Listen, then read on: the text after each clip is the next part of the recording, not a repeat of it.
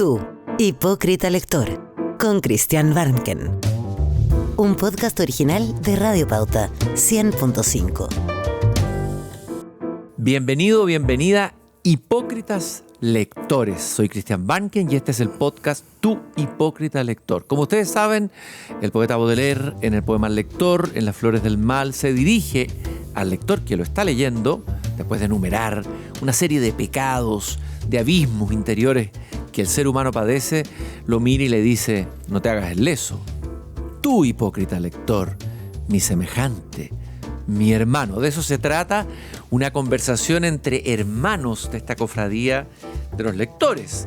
En un mundo donde todos dicen que hay menos lectores, pero no estoy tan seguro de ello. Es una inmensa minoría que sigue teniendo, de alguna manera, una energía y un influjo en el mundo de hoy. Hoy día tenemos un hipocritísima lector, alguien que ha practicado el vicio impune de la lectura, como decía Borges, alguien que conoció a Borges. Vamos a preguntarle en algún momento de la conversación sobre ese encuentro con Jorge Luis Borges. Él es poeta, es también traductor, ha ganado premios importantes por ese trabajo esmerado, apasionado y riguroso que ha hecho durante años. Ha traducido Macbeth de Shakespeare, sin ir más lejos. Ha traducido a Ezra Pound, un maravilloso libro, El Cántico del Sol, tal vez de las mejores traducciones en español que se hayan hecho desde el Homero del siglo XX, que es Ezra Pound. También la poesía de Robert Browning y muchos otros poetas que él está siempre conversando con ellos, poetas de la tradición sobre todo anglosajona. Tradujo y dio una versión del Beowulf, ese libro que tanto le importó a Tolkien. Y ha ganado el premio Pablo Neruda en poesía, el premio Crítica de Poesía 2001. En fin, ha escrito libros de ensayos, también tiene cuentos. Vamos a hablar de esa dimensión más narrativa. Armando Roa Vial, hipócrita lector. Muy bienvenido, Armando. Un gusto de encontrarte aquí en este espacio. Muchas gracias, Cristian. Encantado de estar acá en esta cofradía y en este homenaje a la lectura y al libro. Así que muy contento. Muchas gracias por tu invitación. Armando, vamos viendo, entiendo, esto me lo contó un pajarito, que tu padre y tu madre eran muy lectores. Tu padre, el psiquiatra Armando Roa, el ilustre psiquiatra, era un gran lector. O sea, tú te criaste, yo imagino, en medio de una biblioteca gigante, ¿no es cierto? Rodeado de... ¿Cómo fue tu infancia lectora? Bueno, efectivamente, mi casa tenía una biblioteca gigantesca, de manera que el libro era una presencia cotidiana. Mis padres eran grandes lectores y siempre tuve una vinculación amistosa con el libro. El libro era como parte del territorio, del paisaje, ¿no? Entonces, desde ahí se desarrolló una familiaridad muy grande. Además, mis padres eran lectores muy entusiastas, ¿no? Cuando hablaban de los libros, cuando nos contaban cuentos. Y yo creo que todo eso impactó mucho en mí para desarrollar esa relación tan devota, me atrevería a decir, que tengo por la lectura y por los libros. De hecho, tu padre escribió por ahí un ensayo, escrito, le leí, sobre los cuentos de Perrault, de los hermanos Grimm. A ver, ¿te acuerdas de algún cuento o de algún cuento que te haya marcado cuando niño, que haya quedado ahí en tu inconsciente o que haya tenido algún papel en esto de convertirte después en un lector? Mira, hubo cuentos... un cuento que me marcó muchísimo fue el del gigante egoísta. De Oscar Wilde. Sí. Ah, que es una maravilla. Es una maravilla. Ese cuento... Sublime. Es un poema ese cuento. Es un poema. Me marcó muchísimo. También en mi infancia estuvo muy marcada por la lectura de libros de literatura fantástica. Y un mundo que me encantaba y que me sigue gustando mucho, el mundo de los piratas, ¿no? Allá bien, y a los piratas, ¿qué lectura? ¿Qué te interesó en el mundo de los piratas? ¿Qué libro? Bueno, hay un libro que para mí que creo que es el libro que me habría encantado escribir. Ya sé, te lo voy a adivinar. A ver. La Isla del Tesoro. La Isla del Tesoro. De Stevenson. De Stevenson, exactamente. A ver, cuéntame tu relación con ese libro. ¿Qué te pasó cuando lo leíste la primera vez? Fue una conmoción. Además me encantaron los personajes, no los personajes buenos del libro, Los malos. Los malos. Son los más fascinantes. Los más fascinantes. Me acuerdo del ciego, de Blind Pew, el Capitán Silver. Me abrió un mundo insospechado, un mundo de aventuras, un mundo donde había otra dimensión del ser humano a la que yo estaba acostumbrado. Y bueno, fueron experiencias además, esas lecturas, más las lecturas ya te digo, de literatura fantástica, literatura de terror, que a uno lo abrían a los territorios de lo desconocido. Claro, pero ahí quiero detenerme un poco en la Isla del Tesoro, que encuentro que como libro sigue siendo un libro que uno debiera recomendar a sus hijos. Así es un libro que hace lectores. Y me acordé en un poema de Borges, que yo sé que tú eres devoto de Borges también, Los Justos, en que uno de los personajes, él dice que una cantidad limitada, 11 justos pueden salvar el mundo, y él enumera sus propios justos, Borges. Y uno de ellos, los que agradecen que en la tierra haya Stevenson. O sea, parece que Stevenson para Borges fue muy importante. ¿Y qué es lo que tiene la escritura de Stevenson? ¿Qué te parece a ti como él como escritor? Que habláramos un poquito de eso. Mira, Stevenson es un hombre que mezcla una prosa muy elegante. De hecho, Borges admiraba la prosa de Stevenson, y Stevenson fue uno de sus autores de cabecera. Una prosa ágil, con una narrativa muy, muy atractiva, pero al mismo tiempo con también retratos humanos que son muy interesantes. No es simplemente un autor que se quede en el puro relato del acontecimiento, sino que también trabaja la naturaleza humana. Y eso es una virtud que no es muy común, ¿no? Es escasa. Es escasa. Es escasa. Y hay que pensar que Stevenson, este libro, entiendo, La Isla del Tesoro, nació de un cuento que él estaba improvisando a un hijastro, me parece, que estaba enfermo, postrado en la cama. Y así partió La Isla del Tesoro, ¿no? Alguien que le cuenta a otro para acompañarlo, a ese niño que estaba ahí postrado en la cama, el cuento. O sea, es mucho más emocionante. Hablaste de los cuentos de terror, o de lo fantástico, de lo terrorífico. En el terror me interesa. A ver, ¿qué es lo que te atrajo? ¿Qué libro te atrajo, te marcó así cuando joven, cuando niño? Mira, hubo varios autores, desde luego Poe. Claro, Edgar Allan Poe, los cuentos de Poe, extraordinario. Me gustaba mucho H.P. Lovecraft. El gran Lovecraft. El gran Lovecraft. Que marcó a Stephen King. Así y a es. Otros, ¿no? Así es. Un autor que no es muy conocido, que es Arthur Machen. Pero esa fue una literatura también que a mí me generó un vuelco muy, muy grande. ¿Por qué? Mira, el hecho de trabajar la realidad no simplemente desde el punto de vista puramente sensorial de lo que está a la vista, sino de las dimensiones más ocultas y escondidas de lo real. Yo creo que eso me llamó mucho la atención en estos autores. La presencia de algo inquietante, la fragilidad humana, la fragilidad de la mente humana, el trabajo con los miedos humanos, ¿no? Claro, entrar en el miedo. Entrar en el miedo. Que en la infancia es muy importante. Es muy importante. Porque uno está ahí en la pieza oscura, imaginándose. Así es. Y estos autores te llevan. Uno está recién aprendiendo de la vida, y creo que entonces uno se siente muy frágil, muy precario.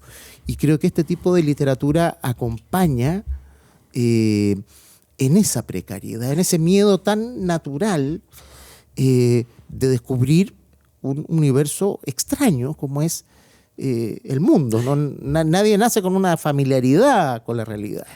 Si tú tuvieras que recomendar 3 cuentos de terror, así, uno de Poe, otro de este, ¿te acuerdas?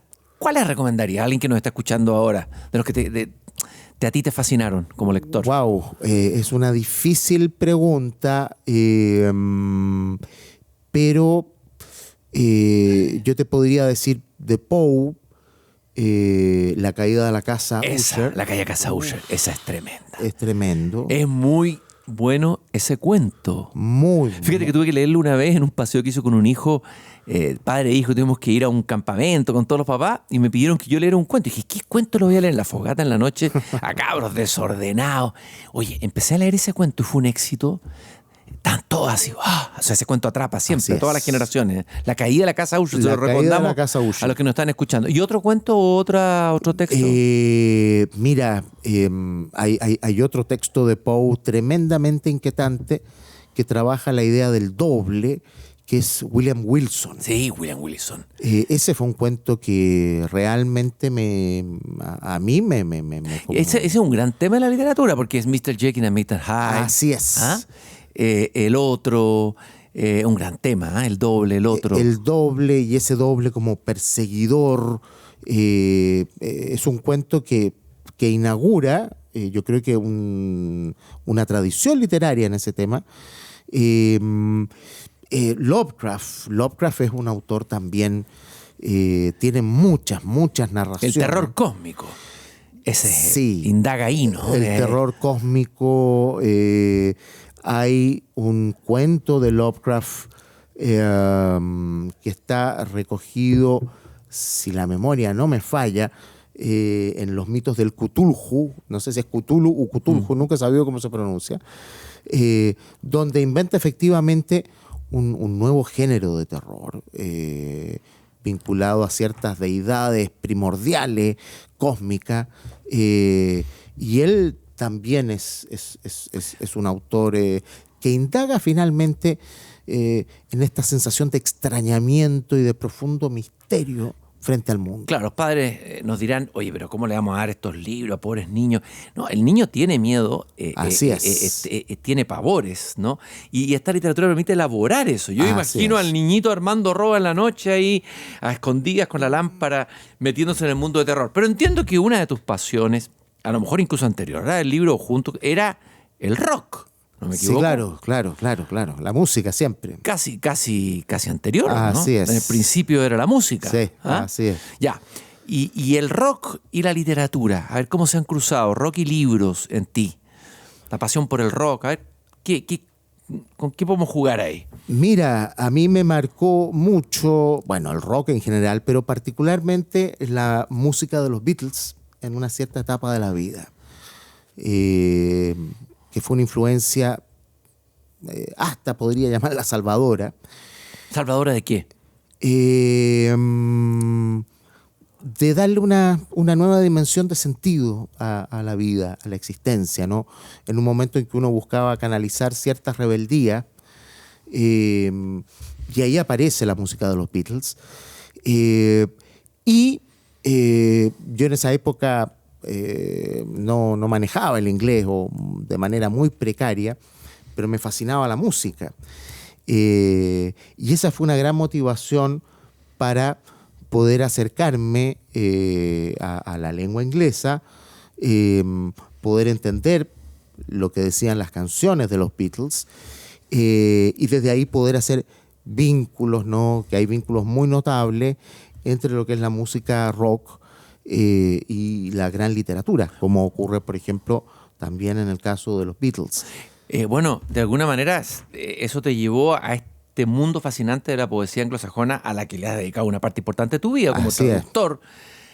A ver, ¿cuál fue el primer poeta anglosajón que al escucharlo, muy joven o niño, te marcó, te estremeció, te pasó algo con él? ¿Cómo llegaste, cómo entraste a esa poesía que ya era más allá de la música de los Beatles? Mira, probablemente el primer poeta, y fue por influjo de mi papá, es John Keats. Había un verso de Keats que... John Keats, el gran John Keats, el gran John que Keats, murió tan joven, muy de tuberculosis, de tisis, no sé. Algo, exactamente. En Italia. En Italia Murió murió. en Roma. Está todavía Murió en al lado Roma. de la Piazza España, está todavía el cuarto donde él fue a morir finalmente. Así ¿no? es, muy, muy joven. Y había un verso de Keats que a mi padre le gustaba mucho, un verso muy famoso, "A thing of beauty is a joy forever". O sea, algo bello es como un goce eterno, una eterna alegría. Y bueno, a mí me llamaba un poco el entusiasmo de mi papá por este poeta. Me hizo acercarme, ¿no?, un día a una edición de 2 volúmenes y lo empecé a leer. Y era una edición bilingüe y la verdad es que lo encontré extraordinario. Y pensar que te ibas a transformar después en traductor profesional, digámoslo así, ¿no? John Keats tiene un poema maravilloso sobre un ruiseñor. Así es, la Oda al Ruiseñor. Que es una maravilla, ¿no? Sí. Un ruiseñor que está cantando y muriéndose. Y él le habla. Es una belleza la poesía de John Keats, ¿eh? Es sublime. Un poeta extraordinario, un poeta que está recogido, lo recomiendo. Hay una biografía maravillosa de Julio Cortázar sobre John Keats, un poeta, como decías tú, que muere muy joven, que tiene una obra tanto poética como cartas, que son muy lindas, y que fue a su vez un gran lector.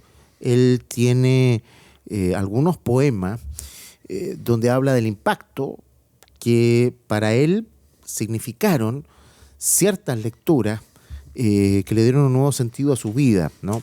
Hay un poema, por ejemplo, que se llama Al leer al Homero de Chapman, que es cuando lee por primera vez a Homero. Fue un poeta, mira, mi interés era sobre todo, fíjate, al ver el entusiasmo de mi papá. O sea, qué importante es cuando uno lee el poder transmitir entusiasmo, alegría por aquello que se lee, de manera que ese fue uno de los primeros poetas a los cuales yo me acerqué de la lengua inglesa. Oye, Armando, a ver, lector, uno lee en su lengua materna y lee en otro idioma, ¿no es cierto? A ti te pasa en inglés, ¿no? Es como tu segunda lengua, ¿no? Podríamos decir hasta la primera, en un cierto sentido, en el sentido poético. ¿Qué te pasa a ti con el inglés como idioma? Cuando tú lees en inglés, ¿a qué placer accedes? ¿Qué te ocurre? ¿Cómo te funcionan las neuronas? ¿Cómo te funciona el cerebro, el alma? ¿Qué pasa cuando lees en inglés? Qué difícil pregunta. Es una música. Lo siento, un idioma tremendamente musical, evocativo, y eso me conmociona, ¿no? Lo cual no significa que no me emocione también mi lengua. De repente incluso hay momentos en que uno ha estado muy sumergido en la literatura inglesa y empieza a sentir una añoranza del español. Pero yo te diría, sobre todo hay un tema en mí de oído, un tema musical. El sonido del inglés, la fonética es algo que siempre me ha maravillado. Bueno, por eso que tienen tan grandes poetas, gigantes, algunos de los que tú has traducido, Browning, bueno, en fin, son tantos, Emily Dickinson, Walt Whitman, todos esos los que me surgen así. El inglés y la música, ¿no? El inglés como música, por decirlo de alguna manera, ¿no? Ahí hay un escritor que todos admiramos, pero que tú admiras y has seguido quizás como nadie aquí en Chile, que es Jorge Luis Borges, ¿no? Que transitó y vivió entre estas dos lenguas, el español y el Jorge. Y tú tuviste un encuentro con Borges muy joven, sí, que también fue importante en tu camino lector. A ver, cuéntanos cuándo fue, cómo fue ese encuentro con Borges. ¡Qué privilegio! Mira, fue en 1981, yo tenía 15 o 16 años. Fue gracias a un contacto que hizo mi papá en una librería de Buenos Aires, en que el librero conocía a Borges, nos dio el teléfono, mi papá llamó a Borges y para sorpresa de él, no respondió ni una secretaria, no, respondió Borges, y nos invitó esa tarde a su casa a tomar té. Y fue un encuentro maravilloso.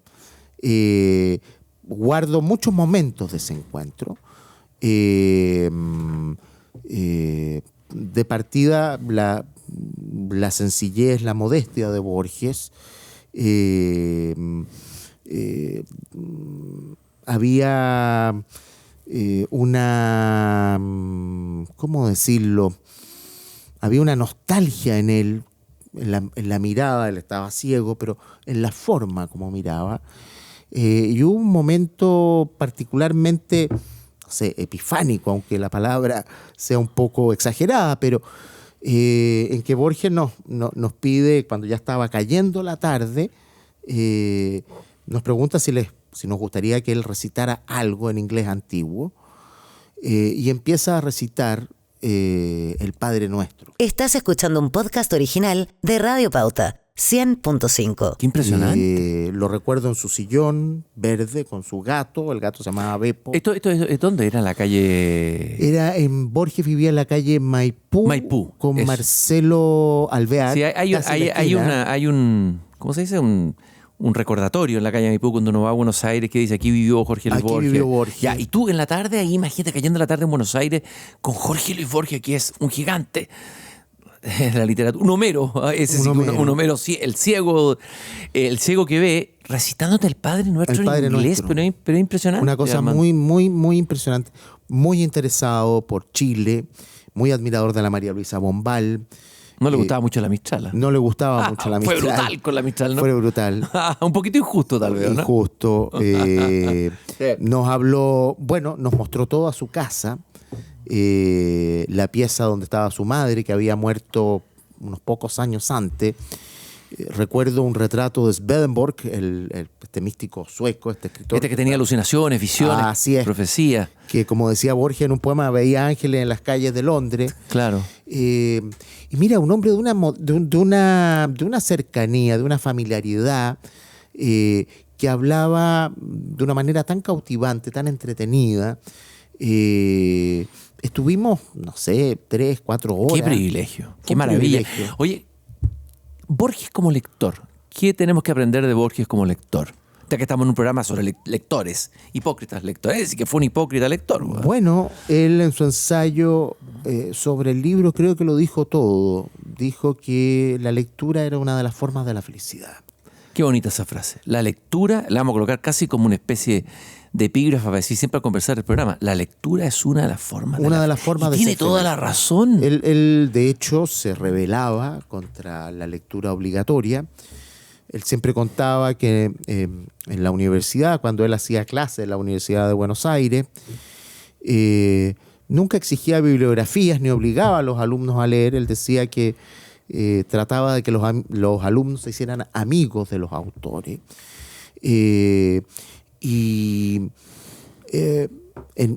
Por ejemplo, en ese ensayo sobre el libro, él cuenta algo muy bonito. Dice que cuando ya estaba totalmente ciego, aún estando ciego, cuando le regalaban un libro, a pesar de que no podía ver nada, pero tocaba el lomo, la solapa de un libro, y sentía, decía él, la gravitación de un texto en que al abrirlo... La energía que estaba ahí, ¿no? La energía que estaba ahí, donde al abrirlo lo que se estaba leyendo era a un ser humano, ¿no? Como Whitman, que dice, el que toca este libro toca a un hombre. Así es. El que toca este libro... Ahora, Armando, yo me pregunto, de puro imaginarme algún día que voy a perder la vista, te debe pasar lo mismo, no sé si soportaría perder la posibilidad de seguir leyendo. ¿Y cómo Borges soportó esto tan estoicamente? ¿Y cómo siguió siendo lector sin poder leer? Esa es la pregunta. Es una cosa bien impresionante. Fíjate que, de hecho, incluso cuando él empieza a perder la vista, empieza a estudiar el anglosajón. Yo no sé cómo lo hizo. Entiendo que había gente que le leía a Borges. Y yo creo que el hecho de no poder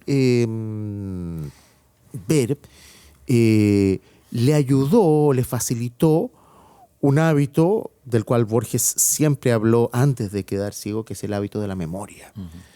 Yo creo que como en su cuento, Funes el Memorioso... Él era una especie de Funes. Él hizo un esfuerzo especial cuando se le leía por recordar los textos. Recordamos que Funes, ese personaje que recuerda todo, hasta el último detalle. Está casi condenado a recordarlo todo, ¿no? Así es.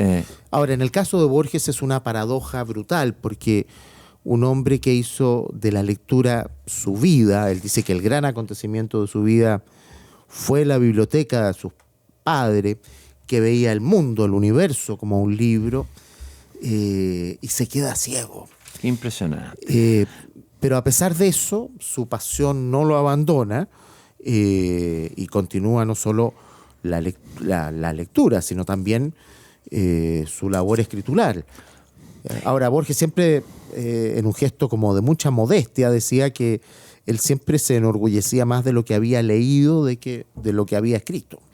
Claro, y hubiera preferido que a lo mejor sea más lector que escritor, digamos, ¿no? Y yo creo que él jugaba con eso. Y que el que lee escribe o reescribe, ¿no? Así es. Y es una actividad tan creativa como la escritura. Bueno, es lo que dice José Emilio Pacheco en ese poema tan lindo que se llama Carta abierta a George Moore en defensa del anonimato, que termina ese poema diciendo, más o menos lo estoy parafraseando, ¿qué más da si esto que escribo es mío, es de otro o es de nadie, o si en realidad es tuyo, lector, que lo reinventas con cada lectura? Qué lindo. José Emilio Pacheco, poeta mexicano, gran poeta mexicano, se los recomendamos. Si quieren buscar un poeta en español, tuve el privilegio de entrevistarlo 3 veces en La Belleza de Pensar.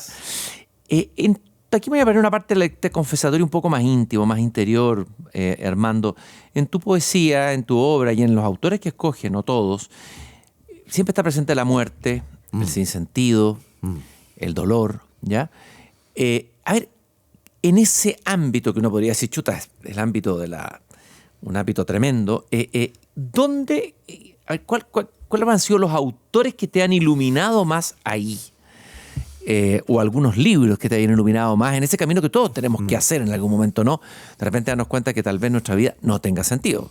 Uno por repente, chuta, y si no tuviera sentido esto. O el dolor. Esos momentos abismales del ser humano que tú abordas en tu poesía y a través de los autores que tú visitas y conversas con ellos, digamos. ¿Cuáles te han iluminado más en esa zona? Mira. Esa zona muda. Esa zona muda. Como dice Lynn. Hay varios, pero yo creo que si uno tuviera que elegir un autor, yo creo que es Dostoyevsky. Dostoyevsky, el ruso. Sí. Ya, así, ¿ah? Sí. Ya. Creo que ahí está todo, casi todo. El abismo del alma humana. El abismo del alma humana. ¿Te acuerdas de algún libro entrañable para ti, Dostoyevsky? ¿Cuál es la novela que más te gustó? Pero ¿cuál que te gusta más te chifla, Dostoyevsky? Hoy día hay un revival de Dostoyevsky ahora. Interesante. En Inglaterra, muchos jóvenes están leyendo a Dostoyevsky. Llegaron a través del librito Noches Blancas, que es de los primeros, y hay en las redes todo un movimiento de recuperación de Dostoyevsky por lectores jóvenes. Interesante. Me parece increíble. Por algo es, ya. ¿Cuál libro de Dostoyevsky te...? Mira, para mí hay 3 libros que son Los hermanos Karamazov. Lejos. Los demonios y Las memorias del subsuelo. Son tremendas las 3. Creo que ahí está condensado. Hay autores que a los 18 años, por ejemplo, a mí soy también un gran lector de filosofía. Y la filosofía siempre me ha fascinado, ¿no? Y, por ejemplo, un autor como Nietzsche es un autor al que uno está volviendo todo el tiempo, ¿no? Schopenhauer, respecto a estas grandes preguntas, pero creo que en un terreno literario, quizá el hombre que ha podido hacer la mejor fusión de estas grandes interrogantes del ser humano, trabajándolas con buena narrativa, pero al mismo tiempo con un pensamiento filosófico muy poderoso, es Dostoyevsky. Y en la poesía, ¿quién nos guía en estas zonas del dolor, de la desesperación, de la zona muda, de la muerte, del sinsentido? ¿Qué poetas son los que más te iluminan ahí? Mira, bueno, yo tengo mi poeta regalón que es Ezra Pound.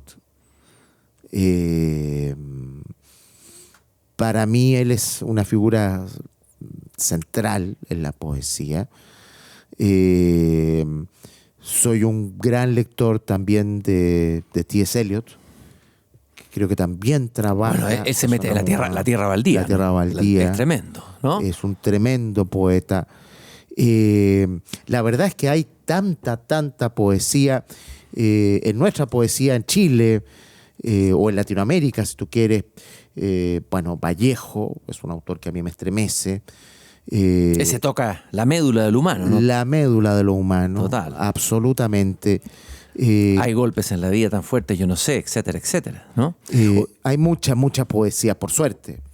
Oye, Armando, la filosofía es una lectura más ardua.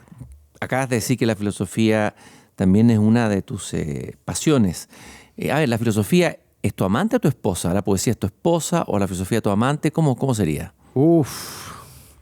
No, te podría decir ahí que soy poligámico. Bígamo. Sí. Te casaste con las dos. Soy politeísta. Ya, pero la filosofía, todos dicen, es más ardua, es más abstracta. A ver, ¿cómo leer filosofía? Pero hay cierta filosofía que está escrita con una poesía maravillosa. Platón. Claro, filósofos que son el grandes banquete es una textos. maravilla. Banquete. Una maravilla. El banquete, el Fedón, la apología de Sócrates. Creo que un filósofo como Nietzsche es una belleza, es una poesía.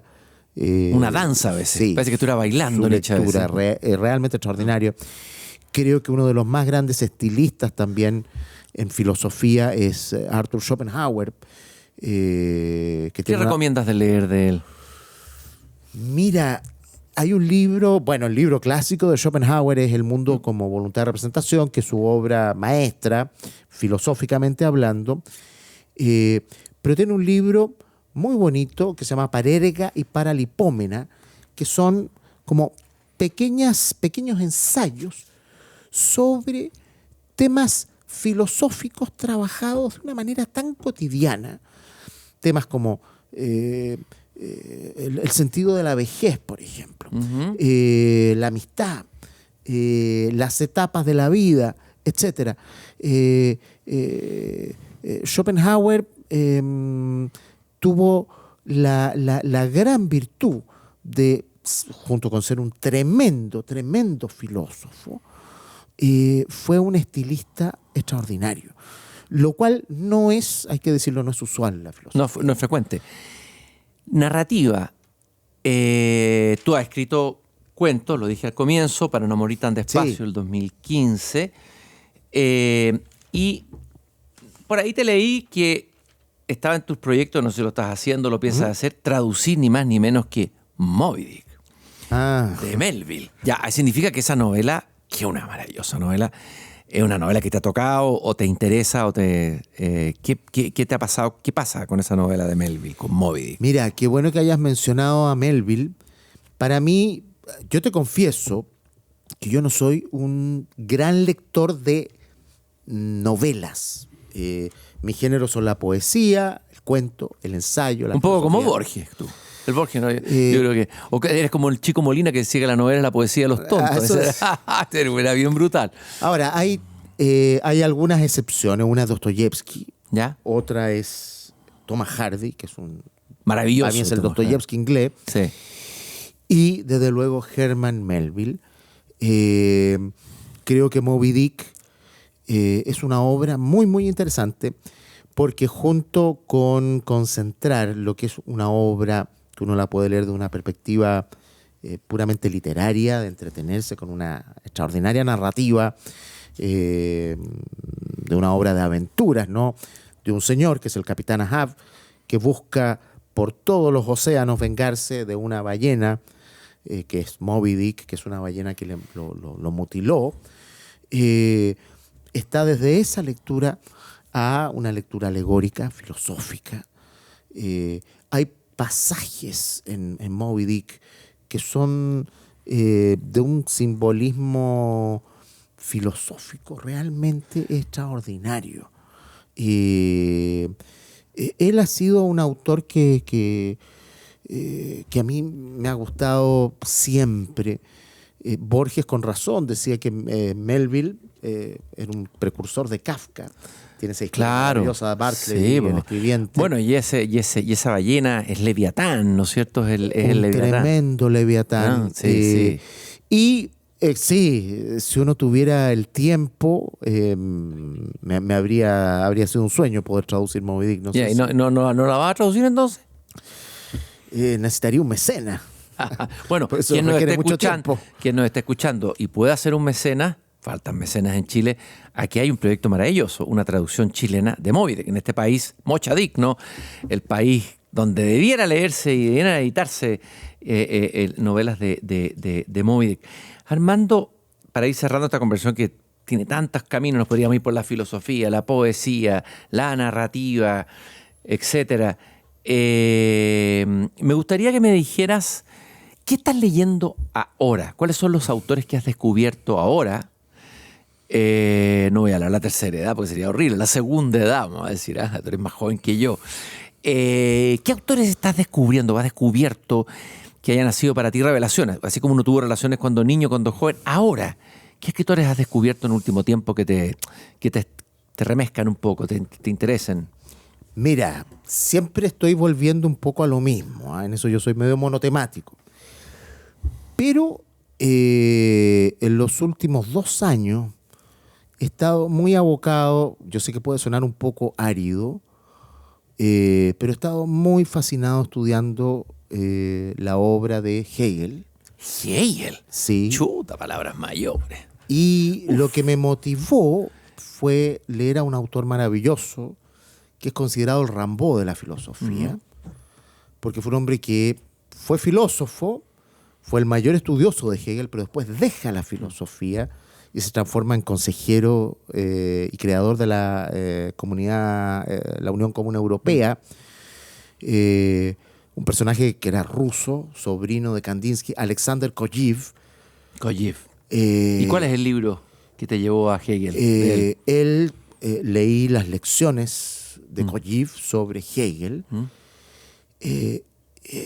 y lo encontré de una poesía pero extraordinaria. A ver, una sola cosa que nos pueda traer a Hegel. Es un gigante, el compañero de pieza de Hölderlin. Yo me quedaba con Hölderlin antes que con Hegel, pero Hegel es importante, fenomenología, el espíritu, etcétera. Pero, ¿qué te parece a ti relevante de Hegel para hoy como pensador? ¿Cuál es la actualidad de Hegel? Bueno, mira, siento que son muchos los aspectos, sí, pero si pudiera mencionarte uno que me pareció de mucho interés, que está en la fenomenología del espíritu y las lecciones que hace Alexander Kojiv sobre Hegel, es cómo sobre el sentido de la historia se va construyendo a partir de cuando uno adquiere sentido sobre sí mismo. Y uno solo adquiere sentido sobre sí mismo en la medida en que logra que otro lo pueda reconocer. Es decir, la importancia del otro para el conocimiento de uno mismo. Ese tejido que te obliga de alguna manera a salir de la zona como de exclusividad del yo y entrar en la dimensión de un otro y cómo la historia se construye en esa tensión, es una cosa maravillosa. O sea, cuando uno lee, por ejemplo, y que es un libro, Hegel es muy difícil, pero hay un libro que es muy accesible de Hegel, que son las lecciones sobre filosofía de la historia. Y cómo él ve que cada momento histórico obedece a un espíritu, a un cierto espíritu de época. Y cómo ese espíritu de época se va forjando, se va fraguando. Sería interesante pensar cuál es el espíritu de época de ahora. Justamente por eso que tú anuncias, por eso que tú dices, a mí me empezó, porque siento que estamos en una época de una enorme desorientación, fue lo que me interesó para empezar a acercarme a la lectura de Hegel, que trabaja todo el desarrollo de la evolución del espíritu desde la época, desde antes del cristianismo, ¿no?, hasta la época de la Revolución Industrial. Entonces, cómo la humanidad, sin darse cuenta, muchas veces, construye ciertos espíritus epocales. Y bueno, es un poco el saber cuál es el espíritu de la época que estamos viviendo ahora, lo que me llevó a esa lectura. Pero recomiendo mucho, si bien es una lectura ardua, pero el libro de Alexander Kojiv. Vamos a buscarlo, de todas maneras. Que son las lecciones. Gran de Hegel. personaje, fascinante Un personaje. personaje además fascinante. Hay una anécdota maravillosa. Está Kojiv haciendo clases en mayo del 68. Y va Cohn-Bendit, Daniel Cohn-Bendit, que era el líder de la Revolución del 68, a preguntarle, bueno, ¿qué hacemos?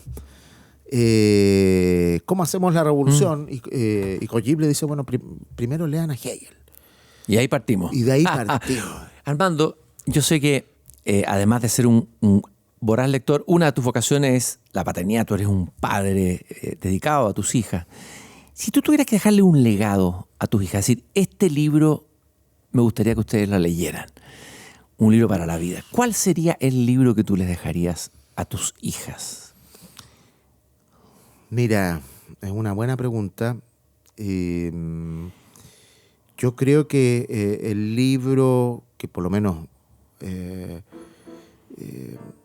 quizá 2 libros, pero si tuviera que elegir uno, yo creo que Los hermanos Karamazov de Dostoyevsky. Querido Armando, ustedes se dan cuenta, queridos hipócritas lectores, a dónde nos ha llevado Armando Roa, ¿no es cierto? Desde Melville, Borges, Hegel, cantidad de tareas que quedamos como lectores. Es siempre fascinante conversar con él. Muchas gracias, Armando, por haber dedicado tu tiempo y compartir con nosotros y abrirnos tu biblioteca personal aquí en Tu Hipócrita Lector. Fue un gusto, como siempre, conversar contigo. No, yo te agradezco a ti, Cristian, la invitación. Qué lindo el que se pueda hacer este podcast. Y ojalá podamos construir una buena nación de lectores, que harto que lo necesitamos. De todas maneras.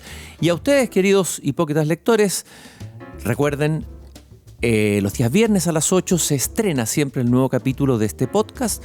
Lo pueden encontrar después, si quieren repetírselo, en la página de pauta.cl y también por Spotify. Muchas gracias por habernos acompañado y sigamos leyendo juntos.